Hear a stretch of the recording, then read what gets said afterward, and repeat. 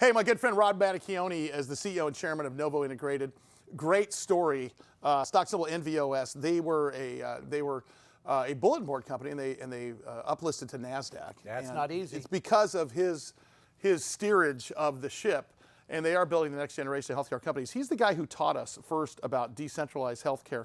And boy, did COVID play into their business model. Perfect. There's many bad things that happened with COVID, and there was certainly a lot of tragedies. This is one of the good things that came out of it. Rob, great to have you, brother. Good to see you, man. Likewise, guys. Good to be back, and happy to be here. Yeah. So here's my question for you.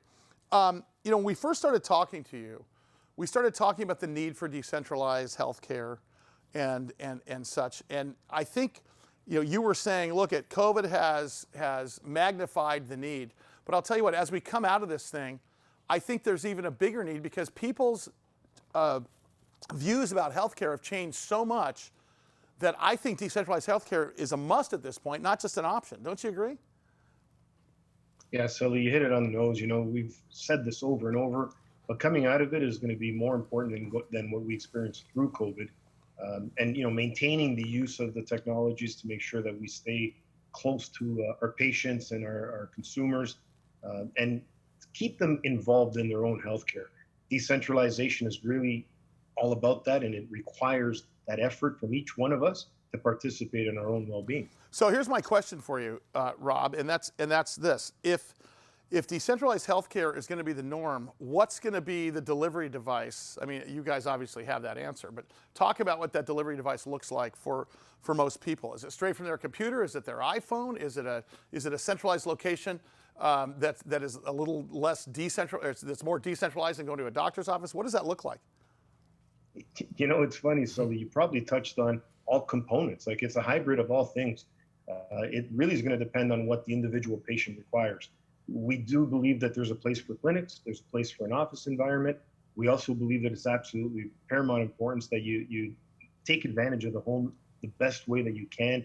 And those devices that you mentioned, whether it's phones, computers, they're going to be key to the equation, but it's moreover the advancement of those tools with respect to peripheral devices and the interfacing of clinicians in your home space.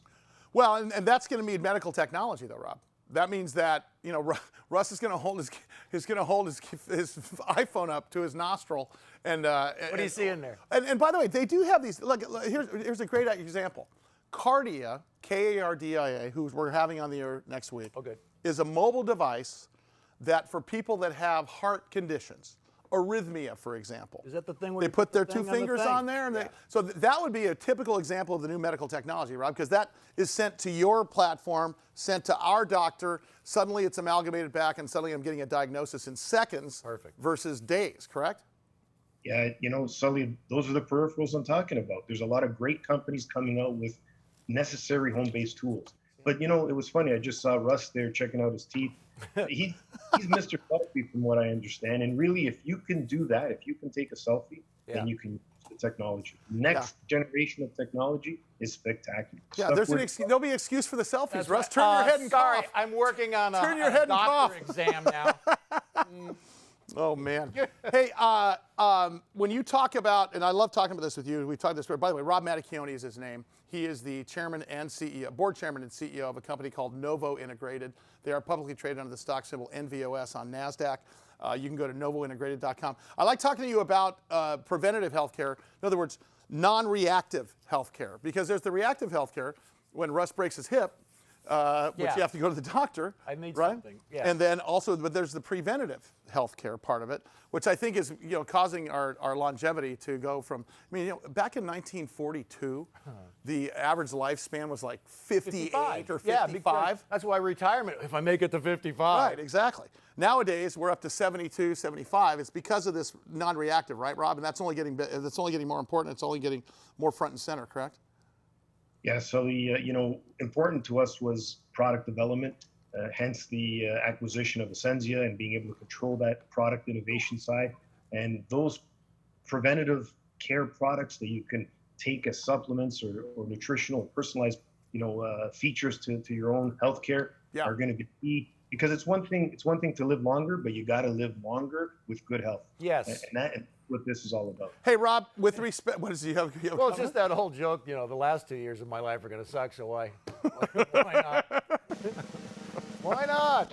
Hey, can you talk about how the pandemic highlighted your business model, and now the next 18 months, what you anticipate your business model looking like? Yeah, for sure. I mean, it's repetitive, but I can tell you the pandemic brought out the need for that home decentralized model, the part where technology plays a key role in how we interface with our practitioners, our healthcare practitioners. It also, you know, created an interesting dialogue feature. How fast a message can be sent, and we have to enhance that. The next 18 months for us, we're rolling out new technology on our Novo Connect platform. The acquisitions are lining up through the roof, and we're gonna make some real significant noise around the actual operational side of all the messaging and all the stories that we've been telling. And I think last of all here, is the FDA have to? Does the FDA have to do anything to participate in decentralized health? I mean, have they already given the thumbs up, or are there more sort of regulations and checks, boxes to check on the way? Well, you know, it's a good question, great question. One of the things that I've constantly spoken about is the fact that we have the infrastructure. So thankfully, there isn't a lot that the FDA has to do. But what the FDA does have to do is continue to approve those tools, those new tools, you know, what you just referenced earlier as a key function and a tool for the home. Just continue to allow the development of the tools and be our governing authority over, you know, the sanctity of that development. But otherwise, infrastructure's there. We're ready to go. The market's ready for it. The patients want to use it. The doctors are adopting. It's exciting. Well, that means, too, the bad guys are going to maybe get it. You know, you get hacked and like, well, no, it's pregnant. What the hell? That's exactly Hold right. on. And that's going to create a whole other vertical, isn't it, Rob? God. Like for the cybersecurity model for decentralized healthcare. That's got to be a whole other industry, correct? Well, you know, one of our key focus areas of development is, you know, the blockchain. Yeah. And the blockchain is magnificent for exactly addressing those points. So we're developing some unique, you know, technologies to ensure that everyone's information, data, the things that are sensitive about your healthcare are exactly that, private and sensitive, and no one can get into. Yeah, I love it. Rob Mattacchione for president. I've said that 100 times. I'm not kidding. Rob, thank you, brother. We'll talk to you soon. Start the Rob Mattacchione. Novo integrated. There you go. No way.